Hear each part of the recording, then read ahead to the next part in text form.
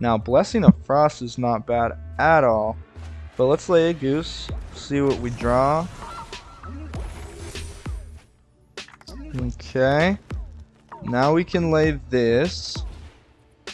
Boom. 4 counters on the goose. That way we have 3 dudes above power 4 or greater. And we can probably just lay this Schwarm Shambler. Bam. Okay. Just in case they want to remove our goose or one of these creatures. Now we swing. Yo, what it do, guys? This is Big MTG Zach, and gosh, this is a mono green snow tier 0 build. Now, there are other ways to build this deck. You've probably seen them going around, but this is my take on it. We do run 22 snows for a couple cards in the deck, but again, it's mono green. We have a lot of ramp, and we do play Toski, guys. So this is a Toski deck. It can't be countered. It has indestructible and attacks each combat if able. So whenever a creature you control deals combat damage to a player, you will draw a card, if I could ever talk right. And that is insane because we run a lot of smaller creatures, right? We run 4 1-drops and 4 2-drops, plus the Florahedron. We'll usually cast this as a land, but if we do have it in our hand, we can cast it early. It's devastating because that amount of ramp can be huge. We only have 22 lands, so we need to get up to our 4 mana spots so we can start drawing cards and start doing damage with things like Gemrazor. Now, Blessing of the Frost is a very good card, and the other reason we go Snow. The other reason would be Blizzard Brawl. We do run 2 copies of each. Blizzard Brawl helps us tremendously take out some things early. Blessing of the Frost helps us be big enough to be relevant and also draw more cards. So we're drawing tons of cards in this deck. But starting at the 2-drop slots, or sorry, the 1-drop slots, we run 4 Schwarm Samblers and 4 Goose. The Goose obviously helps us ramp and gives us a flying body to mutate onto with Gemrazor. It also, provides just a good enough body to block 1/1s early game and in life gain, so sustain. The Schwarm Shambler helps us. Schwarm Shambler helps us get a bunch of insect tokens and just establish a bunch of chunk blockers early and go wide so that those insect tokens could potentially swing next turn and draw us cards with Toski. So very good card, and also we run 8 1-drops so we can draw a bunch of cards with Great Henge. So very, very good. Now our 2-drop slots where it gets very, very strong.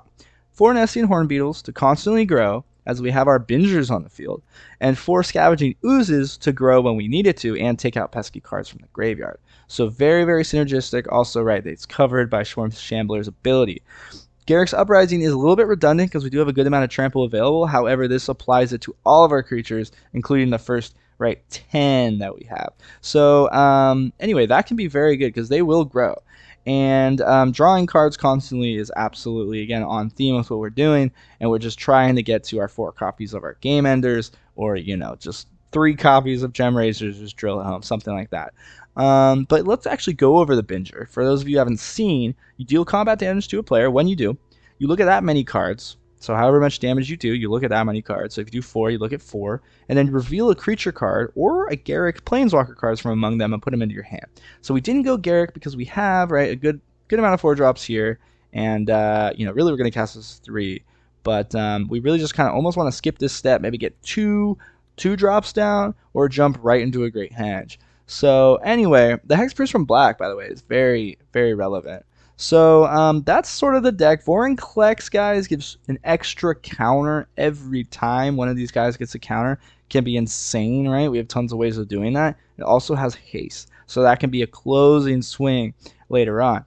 The Great Henge, obviously, every counter, right, becomes 2 counters, gaining life, helping them sustain throughout the game as well. Now, we could run like 2 Koglas or something, a little bit more threats, but this is just such a good build to have our little creatures get big and win and be as consistent as possible while drawing tons of cards. So this is my mono green snow build. Thank you for checking it out. We win 5 straight today. We don't actually get to show off Vorinclex. I think we drop it once and then they scoop. However, in testing, it's been amazing. The Great Henge took over, Toski takes over, and our little creatures do as well. So don't forget to like and subscribe, and I'll see you on the arena. Hey guys, alright, so this should be game number 1. This is mono green in Kaldheim standard. Very, very fun. Good enough hand. We have 2 Tangled Florahedrons and tons of mana. We can definitely get up to a Toski. We definitely need to draw into some other threat, though, in the next few turns. So, definitely not an ideal hand, but we'll go ahead. I do like drawing too. Looks like we're against mono green as well so far, baby. Now, Florahedron, we do run 2, being that we have 2. Yeah, no. Let's just get 1 down. We could have led with this other one, but I kind of wanted to feel out the first draw and see what we get, because we have tons of ways of just drilling it home. We need to hit Gem Razors, right? We need to hit our Garrick's, Harbingers, and then later we can hit our Vorinclex. Okay.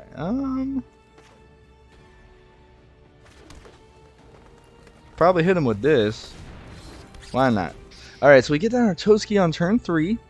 And now we can just start swinging on in and hopefully drawing tons of cards. Because this build definitely features a little bit removal, a little bit slower paced, mono green, and drawing a bunch of cards. Toski's amazing. I'm glad we get to show that off. Okay. Okay.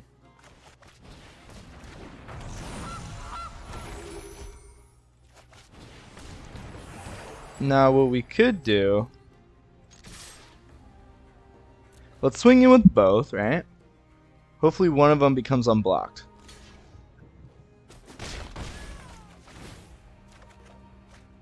Okay. Now let's hit the Cobra with the Blizzard Brawl. Yeah, that's what I expected him to do, and yeah, I guess we're glad that happened. However, he should have blocked obviously the Florahedron. Now then I would have just taken out Terror the Beaks. I mean, sorry, the Cobra. Interesting. I didn't really expect him to do that. Maybe he thought we had a trick. So definitely a little bit of a feel out type of play. You know what it is. Gilded Goose can start gaining a lot of life if we're against any sort of aggro, and if we take some big hits from Terra Peak's ability, whenever they lay big creatures, they're going to do that damage to our face usually. We don't need to block quite yet.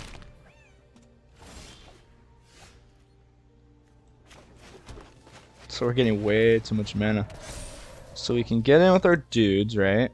Bing, bong, bam. Draw 3 cards. Let's go. Let's draw some cards. Toski. Toski, baby. Okay, beautiful. We can lay both. And we definitely should do this onto the Swarm Shambler. Take out this Garrick's Uprising. Definitely take that out. Boom. Lay the Beetle while we can, I would say. Yep, it was after combat, but obviously the Beetle's now going to grow itself whenever we have power 4 or greater, which we now do. So we finally got our Gem Razor. Obviously we should have hit it earlier. As long as we have 1 or 2 somewhat big creatures, we can start growing our smaller ones. And then draw into our game-ending situation, which is Vorinclex or the Great Henge. Let's go! Toski, drawing 3 cards. That is just too much. Yeah, we were ready. We were ready on board. Let's get into, a couple more. Yo, alright guys, this is game number 2, mono green against Arzello. Arzello. That's probably it. Now, this is a much better hand. Okay. Much better. We have our 2 1-drops, and then we have ways of growing and approaching our win condition, usually. I hate using the Great Henge, but I was like, I haven't played mono green in a long time. Let's go ahead and win some games. Now, we can get a turn 2 Garrick's Harbinger, which is obviously great. And look at that, hexproof against black. So, any black deck definitely struggles a little bit against us. Okay, gain a little life. Oop. Whoa, did it... Okay, it lagged. Alright, the lag's gone. Okay. Now, Gem Razoring onto this Gilded Goose would require it to tap anyway. So I think this is the much better play. Now, we do need to top deck another land, or we might have to do a very defensive play of making a food. Or just slap down a Hornbeetle now that he has tons of little dudes.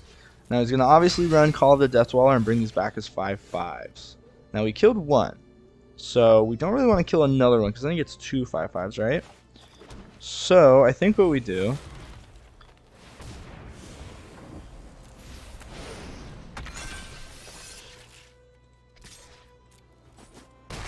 I think that's the move. I don't think we need to force anything with the Harbinger quite yet.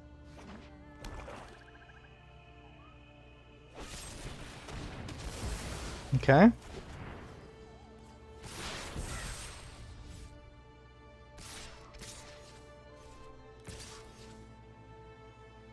He just wants one. He's like, yeah, wait, what? Okay. He can't decide. I hit him with the nice. Okay, so what we can do is we swarm Shambler, lay the Gem Razor, right, onto the Shambler. It doesn't have an artifact we can destroy, but I think we wait. We can be aggressive starting now once we lay this, and then we'll just start drawing a tremendous amount of cards. So boom, there it is. Bang. Tap it. Play this. Gets a counter. Alright. Boom. Do we need to lay this? No, we can lay this in another creature, draw another card. Cool. We grow a little bit. I think now we can be aggressive. We have Trample with the Gem Razor. Now we can be aggressive. Boom. Bam. Baby.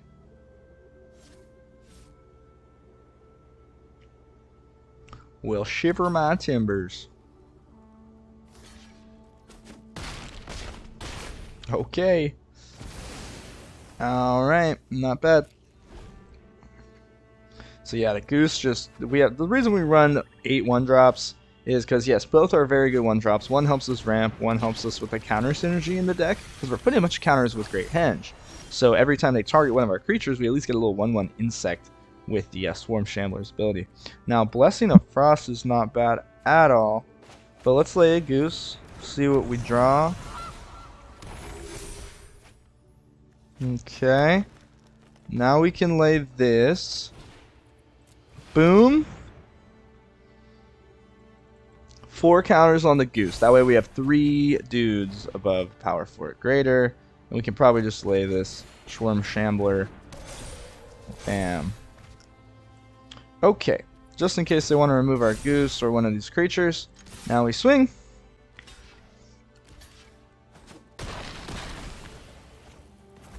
Not bad. Not bad at all. Alright, look at this cute little dragon pet over here. Oh, if you tickle his belly, he laughs. Ooh, the Cycling Void Beckoner with no creature on the field. Not good for him. Let's lay this. Boom. Let's lay this. Boom. Let's lay this. Boom. Let's get in some damage. Great Henge, baby. Best deck in the meta. Best deck in the meta is mono green. And that's what we're doing today. We want to win. So, you know, I've been coasting around in Platinum, playing some fun things, and not really grinding as much as I used to, especially compared to other seasons. There it is. GG. Alright.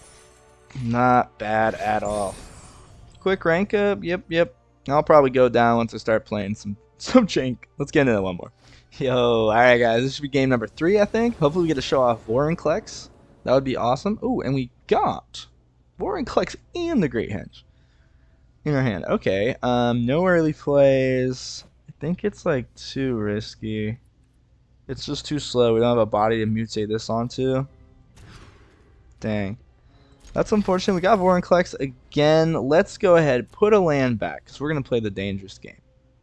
We're going to play the dangerous game. We're going to rely on top taking 1 more mana. As long as we do that, we can draw a card with Garruk's Uprising. And there it is. Okay. There it is, baby. Of course, when you have the Henge on the field, Vorinclex is going to double all those counters, and it really becomes insane. We can now... Ooze. Yeah, because it has to be another creature, so if we Gem Razored onto our Horn Beetle, right, it wouldn't, like, grow himself. It has to be another creature. Okay, Veto. Alright, let's get down. This is kind of a tempting one. But I think what we do is we mutate on to the Scavenging Ooze and take out this Witch's Oven. Sorry, bro. Sorry, dude. I know, Gem Razor. Ooh, an early artifact and an early enchantment. Gem Razor really establishes a lot of momentum for you, obviously. Usually on a swinging creature. Just now, a 4/4 you have to deal with later with Reach, too. So it can take out the Angels going around the meta. Any 4/4 synergy. So, that's what's going on. Okay, Sanitarium. Boom. Okay, so interesting now. Now we're not getting our mana, so we should lay this as a tapped. But we could probably lay this first.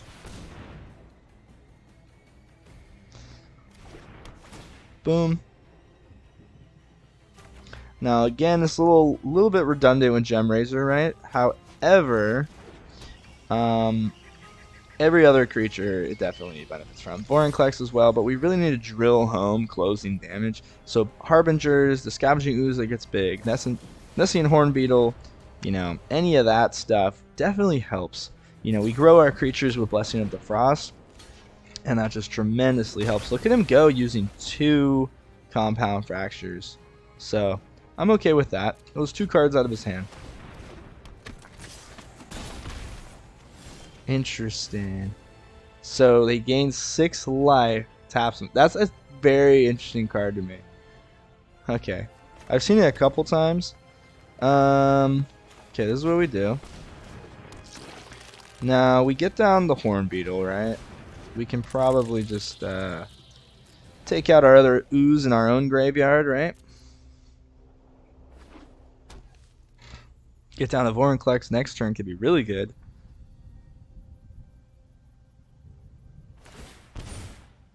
Okay, let's see.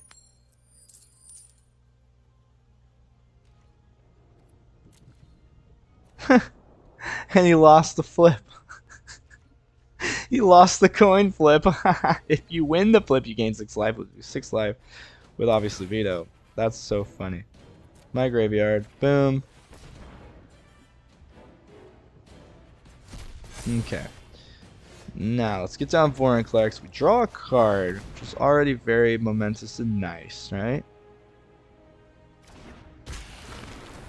Beautiful. Go to a 4/4. And this is a really good swing.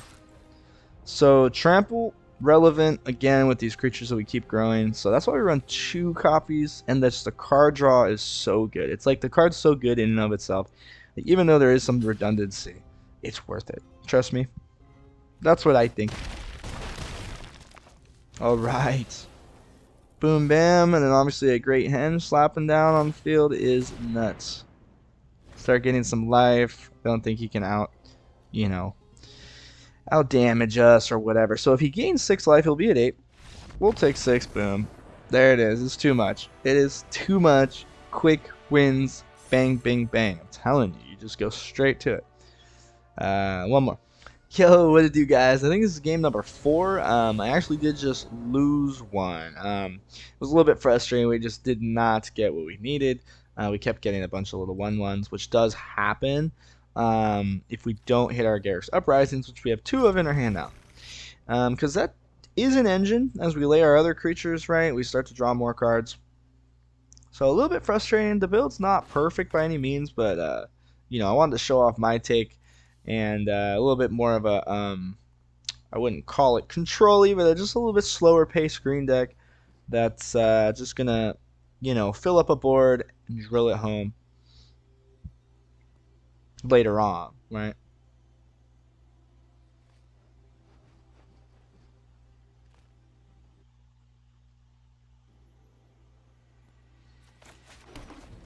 All right.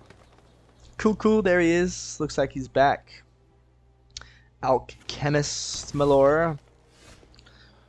Okay, let's do this. Probably get down the Florahedron, right? Not bad at all, guys.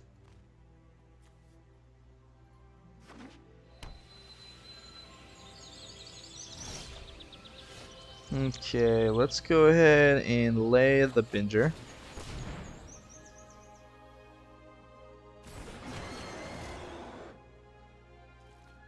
Not bad at all. Florahedron's a really good card. If you get it down early like that.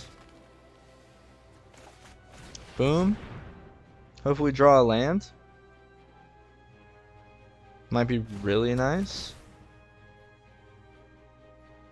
I wish this was instant speed. If this was instant speed, it would be insane. You know what I mean? Okay, cool. We got a land.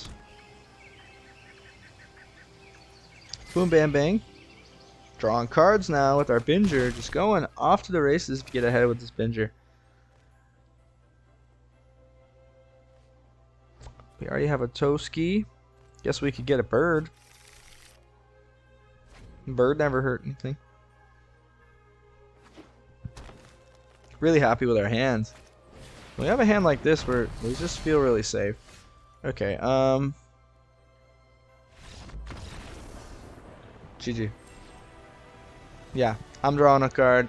This kind of stuff keeps happening. I actually lost one in the previous game before this one because I just didn't get a hand like, you know, I just didn't get anything. It was just a bunch of land and instants and stuff. So you do need to take a good hand, but let's get into one more. Yo, alright. So that last one, this should be game number 5. These are all really quick. Sometimes when we get such a good hand like that, we can just go off to the races, as we did see. Now, I like the Blizzard Brawl in here. A little bit of an awkward hand. But I like that we go first, and I like that we can get down an ooze, and then hopefully like take out a Fabled Passage or something if they do that relatively early. Okay, let's get down. Yeah, the ooze. The Hornbeetle's nice alongside Gemrazor after we, you know, trample onto an ooze or something. Once it's grown with some counters, it's obviously gonna be more than 4. Continue to grow our thing. Okay. We could do the Gemrazor play now. It always seems a little awkward, you know, we're only buffing it 2, but it's also like pseudo haste. Goes very nicely with the curve. And there's that Fabled Passage, right, that he's popping, so next turn we can ooze it, most likely. Actually, no. That's only if we get the mana. Slap down both these, we'll be in a great position. Yeah, it's all about the 2-drops in this deck. It really is. Nesting Wanderer. Okay. So, Hornbeetle. Bink, bonk. Blizzard Brawl goes so well with Gemrazor. I mean, look at that. We keep that boost, right? Bang. Not bad. Blizzard Brawl also helps us, you know, reach power 4 or greater if we have like a power 3 with counters and such. There you go. We can plan on that, especially with Blessing the Frost. We can kind of arrange our play around that. Yeah, another Hornbeetle. Let's go. Bing, bang. Yeah. No reason. Alright, the Klex machine. We did not get a show off Klex today.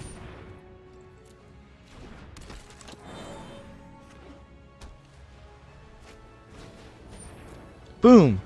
Sanctum of Tranquil Light. What do you know? Good game. Oh yeah, there was an Essien Wanderer in the graveyard. I could have grew him. Anywho though, quick 5 wins just like that. Like I'm talking, this is just the most reliant, most consistent deck. But let's get into the wrap up. Hey guys, thanks for making it to the end of the video. I really appreciate it. We got to see how strong Toski can be and how strong the snow cards that we added are. Right, 22 lands, 2 Blessing of Frost, 2 Blizzard Brawls. Right, you could throw probably 2 Faceless Havens in here since we're not running Old Growth Troll. And we got to see how powerful its replacement really was too. So that's very cool. Our smaller creatures did very nice job today. Florahedron did good, right? The Great Henge, obviously powerful. Vorinclex, I'm sorry we didn't get a show off, but is definitely powerful in testing. And yeah, Gem Razor's an all-star. So that's what we did today. Don't forget to like the video before you leave. That would help me out. And subscribe for more content in the future. And I'll see you next time.